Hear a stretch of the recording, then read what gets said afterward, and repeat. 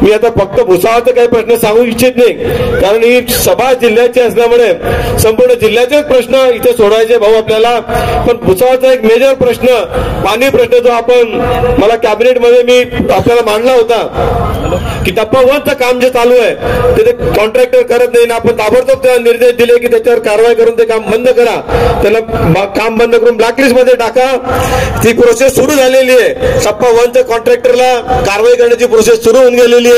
Cabinet मध्ये आदरणीय मुख्यमंत्र्यांनी तसे निर्देश दिले. टप्पा 2चं काम हे मोठ्या प्रमाणात सुरू आहे, म्हणजे इंटेक वेल, इन्स्पेक्शन वेल, WTP प्लांट सगळी कामं जोरात सुरू आहे.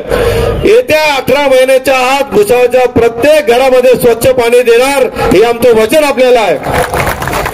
वरणगावामध्येही आम्ही आपल्याला प्रॉमिस केलं होतं की 24 तास पाणी देऊ. आज जे दर 2 दिवसांनी पाणी येत आहे, म्हणजे मागच्या 4-5 दिवसापर्यंत 4 दिवसाला पाणी येत होतं, पण 2 टाक्यांचं कनेक्शन जोडून आता दर 2 दिवसाला पाणी येत आहे.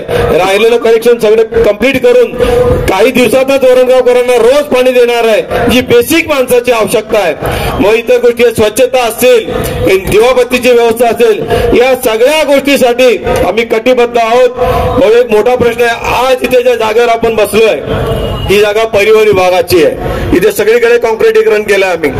आपण मागच्या वेळेसही आले तर आणि बस पोर्ट उभारणार म्हणून सांगितलं होतं. बस पोर्टला आपण मान्यता देऊन टाकली ऑलरेडी, पण जळगाव किंवा जिल्ह्याच्या बाहेर जाणाऱ्या ज्या बसेस आहे त्याच्यासाठी आम्ही इथे बस स्टँड तयार करतोय. त्याचं हे सगळं कॉन्क्रिटीकरण झालंय. शेडचं काम काही दिवसांनी आपण सुरू करू. जिल्ह्याच्या बाहेरच्या बसेस ज्या आहेत त्या सगळ्या इथनं सुटणार आहेत, आणि जिल्ह्याच्या अंतर्गत बसेस ज्या आहेत त्या रेल्वे स्टेशन जवळ जे पोर्ट बनणार आहे तिथनं जिल्ह्याच्या अंतर्गत बसेस जाईल. खरं तर रेल्वेच्या आणि परिवहनच्या जागेचा वाद आहे तो सगळा मिटत आला, पण GM बदलले रेल्वेचे. दुसरे GM आले, ते GM 8 दिवसातच बिचारे परलोकी सिधारले, त्यांना अटॅक आला, ते वर गेले. त्याच्यामुळे दुसरे GM अजून यायचे, त्याच्यामुळे तो जागेचा ट्रान्सफरचा प्रश्न थांबलाय.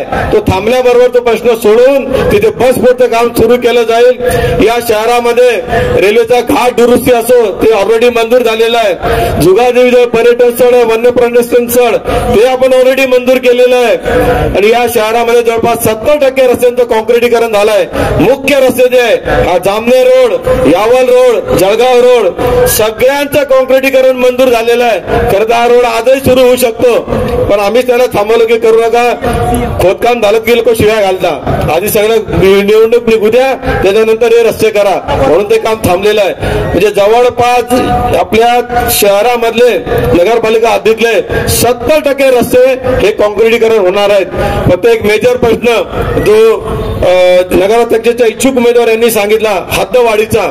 मग मागे हद्दवाढीला आपण दिलेलं होतं, पण आजूबाजूचे सगळे गाव हद्दवाढीमध्ये घेतले गेले आणि तो खूपच मोठा प्रस्ताव झाला. नगरविकास विभागाने सांगितलं की हे चालणार नाही, हा खूपच मोठा प्रस्ताव झालेला आहे. म्हणून नव्याने प्रस्ताव तयार केला. सगळे गावठाण जे आहे ते सगळे बाजूला काढण्यात आले आणि फक्त त्यांची जागा अक्वायर केली गेलेली आहे. जी जागा जी नगरपालिकेतही नाहीये आणि ग्रामपंचायत मध्ये नाहीये त्या सगळ्यांना मिळून ग्रामपंचायतीचा नव्याने प्रस्ताव दाखल केला. तो अगदी फायनल स्टेजला आला आणि आचारसंहिता लागली, नाही तर ती पण मंजूर झालेली, असं समजण्यात काही हरकत नाहीये.